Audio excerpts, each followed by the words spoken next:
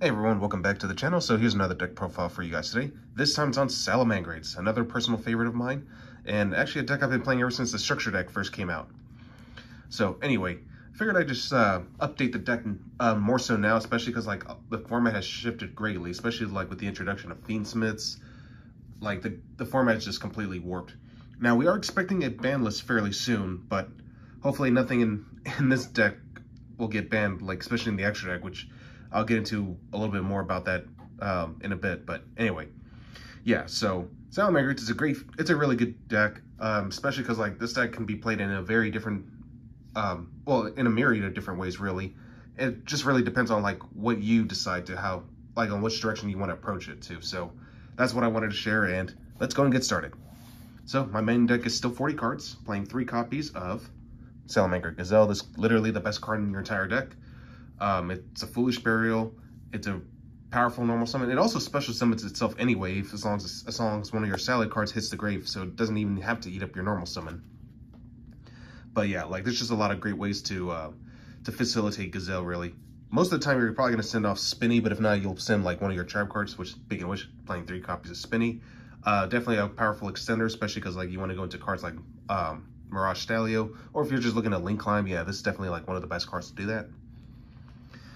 What I think is the best normal summon of the deck is Flame Buffalo. I know some people like to play Lady Debug, which isn't bad, but if you're going to play Lady Debug, I would advise playing Salamangreat Mirror for that one, just because like in case if your Debug gets like popped or anything like that, at least you'll have a way to keep Link climbing with a card like Mirror. But with this one, like I like it because like it draws me 2 cards, just helps me get into all my extenders and all that good stuff, and plus it's just generically good for the salad strategy anyway.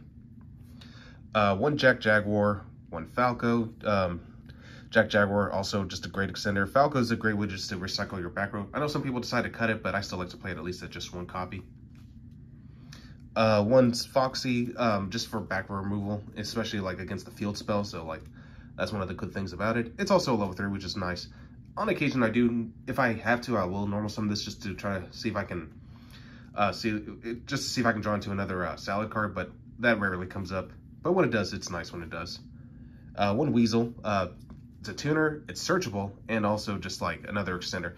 Just like helps you basically recover in case you get nibbed. And there's another card that actually helps just to help me play around Nibiru, because like that's probably like the worst hand trap to get hit by with this deck. So yeah, like you don't want to get hit. You don't want to be on the opposite end of that Nibiru. Next up, 1 Code of Soul, which honestly is pretty good for this strategy, just because like not only just good for Salamangreats as a whole, but the fact that it's just like another searchable target through like Signet Mining. So that's one of the cool things about this one.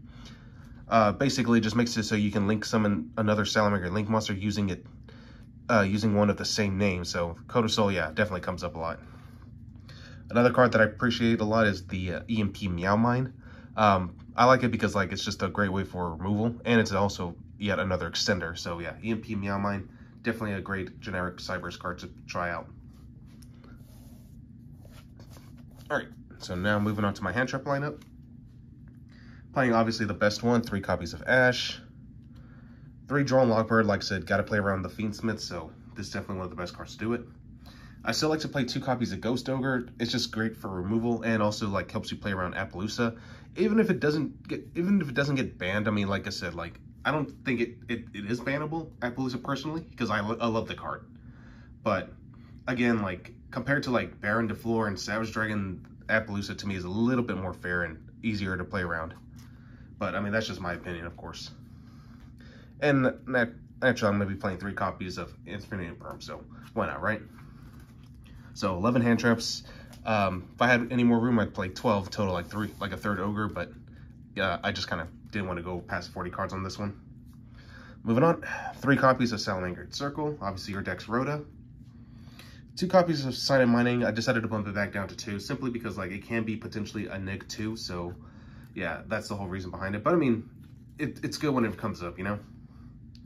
1 copy of Will, 1 Sanctuary. Will plus the Raging Phoenix is pretty crazy, because like you just basically soul charge 4 monsters. So yeah, I love it. Next up, 2 copies of Fire Recovery. This card's crazy in Salamangreats.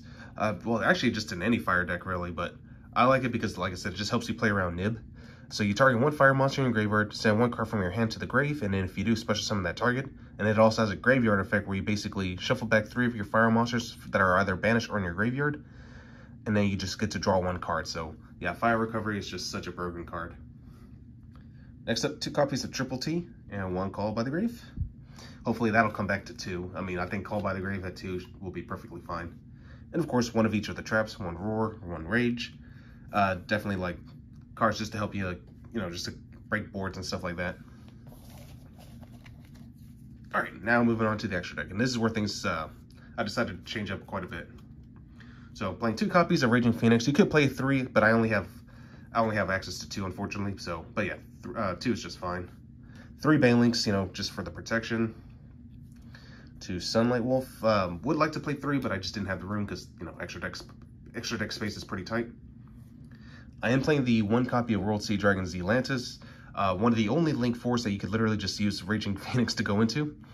So, like, yeah, it just requires, like, any 1+ effect monsters, which in case you could just use you could use the Raging Phoenix just to link off into this. And yeah, this card's basically a board breaker and just helps you enable the OTK overall. So yeah, Zealantis is pretty crazy. 1 Hita, 1 Nightmare Phoenix for back row, 1 Promethean Princess, and I decided to go and throw in my SP Little Knight, just because, you know, it's really strong, and yeah, definitely one of the best Link 2s we have. Still playing the 1 Mirage Stalio. I decided to bring back Abyss Dweller because, like, there are instances where I'm able to bring out both Falco and Jack Jaguar quite more often now. So yeah, going into the Abyss Dweller may actually be a good idea because, especially against like the Yubel matchup, for example, which really uses the graveyard a lot. Yeah, you don't want them to kick off. And I'm still playing the 1 Black Rose Dragon simply because it's generic Synchro Monster, and I just love the interaction it has with both Raging Phoenix, because like you nuke everything, includes itself, and it basically just triggers off your Raging Phoenix from the graveyard. It'll special summon itself and essentially just reset your whole engine. So yeah, once I tried this out and just realized how crazy it was, yeah, I had to go for it. So, but yeah, definitely something to consider. All right, so for my side deck, it's a little different than last time. I decided to try out 3 copies of Fantastical Dragon Phantasme, especially because like we are in a form where like Link monsters are going to be like at the plenty, and being able to draw more cards and also have a targeting negation may not be a bad idea. So like I said, Phantasme is definitely one of those cards that can help you with that. I'm still playing 2 copies of Pankratops, just a good going second card, and it can just help you break boards as well, so pretty nice. I'm trying out Dark Ruler no more, just to see how it goes, and if I don't like it, I might switch this for Forbidden Droplet, but overall it's doing pretty well, just fine. 3 Cosmic Cyclone and Harpy's Feather Duster, just for, you know, deal with back row decks or just like dealing with field spells as a whole. And finally, 3 copies of D-Bearer. D-Bearer is pretty nuts right now, especially because like we're in a format where there's like fusions, there's synchro decks, Xyz decks, like it's just a very flexible card overall. But anyway, that's all I got for you guys today. I hope you guys enjoyed this, and I will catch you guys again next time.